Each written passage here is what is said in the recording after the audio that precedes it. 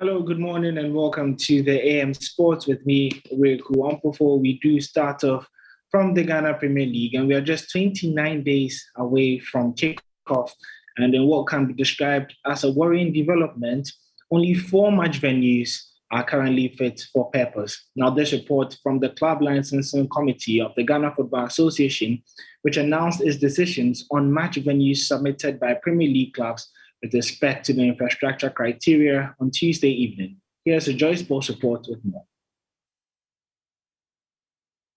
Were taken based on reports received from the club licensing manager from the inspection visits across the various venues.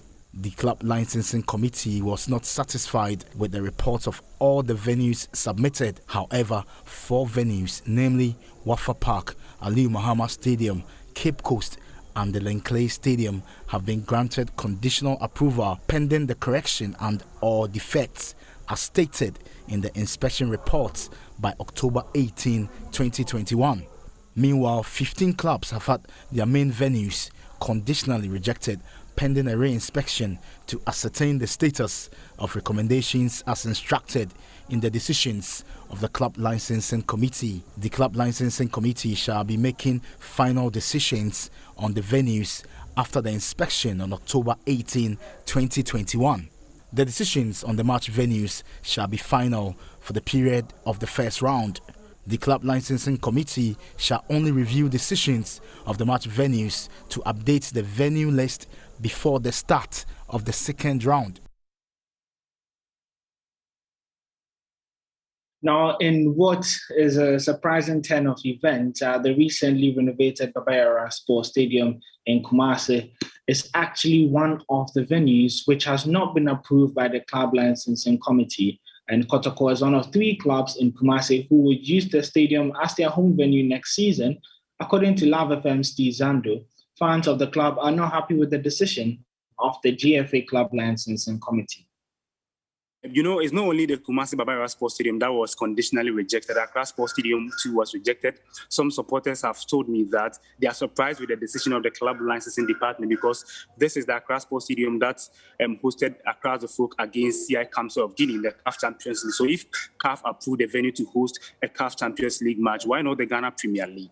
And of course, some of the supporters have also been telling me that they feel the NSA and as it were, the contractor did not really do a good job based on the release from the Ghana Football Association. But I think that the communique was not detailed enough, and that is why some of the supporters are worried. I think the GFA could have done us a lot of good if they had actually released the reason why they have rejected the Baba Yara Sports Stadium, especially to host matches here in the Ghana Premier League. So some of the supporters are not really worried because they feel that once CAF approved the Accra Sports Stadium to host CAF Champions League, it will mean that there's something wrong with the inspection that the GFA themselves did, and some also have expressed worry. And actually, shivers have been sent down the spine of some of these supporters because largely they feel that they did not win the Ghana Premier League because they did not play here in Kumasi at the Baba Yara Sports Stadium. So when the news broke out, they felt that, hey, we are in once again to play away from home. So some of them were actually worried, but personally, I feel that the GFA or the club licensing department should have come out with detailed report as to why they have rejected the Baba Yara Sports Stadium. Well, that was Steve Zando of our sister station, Love FM. But to some more Ghanaian football, where Hazakah's ladies have been drawn in Group A of the CAF Women's Champions League alongside host Wadi Degla of Egypt. The Ghana Women's Premier League champions qualified for the competition as winners of WAFU Zone B by beating Nigerian side Rivers Angels in the final. At the draw held at CAF's headquarters yesterday, Hazakah's ladies were pitted against the host, that's Wadi Degla of Egypt, and Malian champions AS Monday. And here's what the two groups look like.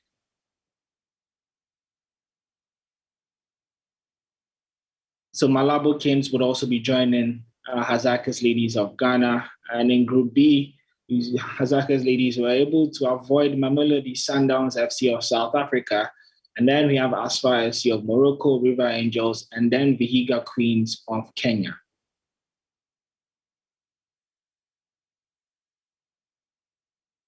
Head coach of Hazakah's ladies, Yusuf Basigi, has been reacting to the draw.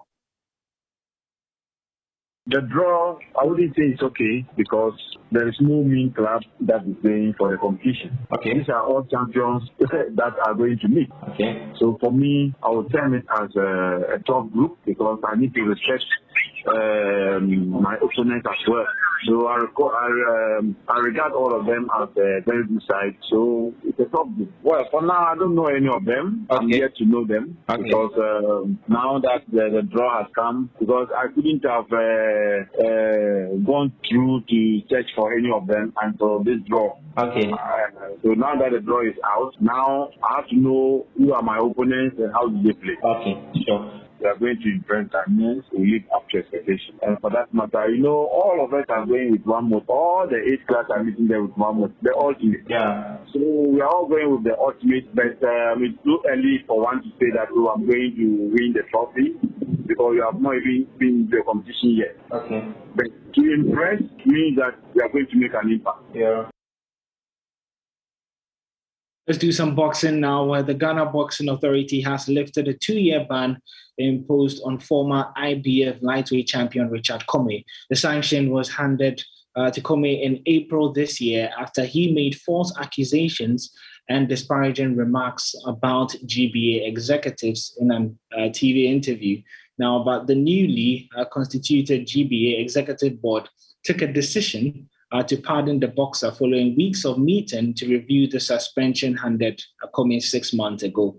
Speaking on Sports Today live on the Joy News channel, Joy Sports boxing expert Nathaniel Atto has, however, charged the GBA to crack the whip when boxers go astray.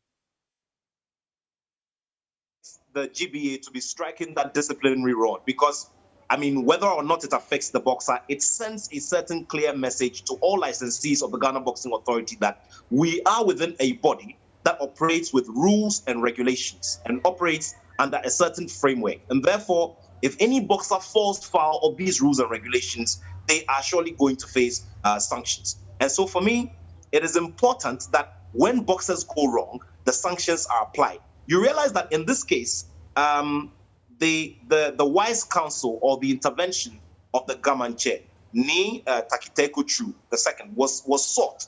And because of that, it was expected that the GBA would back down. But of course, the GBA also bases its argument on the fact that when Commey issued that apology, it did not sound remorseful enough because it still had some innuendos in there, it still had some sarcasm in there, and you could not exactly feel that sense of regret in his voice and in his tone.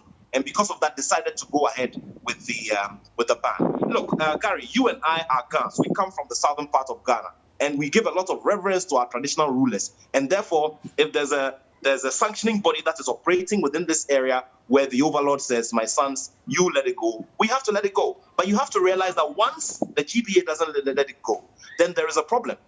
And so, for me, it is important that that message is sent out there, not only to boxers, but to other licensees under the Ghana Boxing Authority that we operate under rules and regulations. And if we want to see our boxing get back up there, like it was in the days when we had DK Poison, in the days when we had Ikwoti, Azuma Nelson, and the like, then we need to be disciplined as a body. And it applies to everybody else, irrespective of what your credentials are.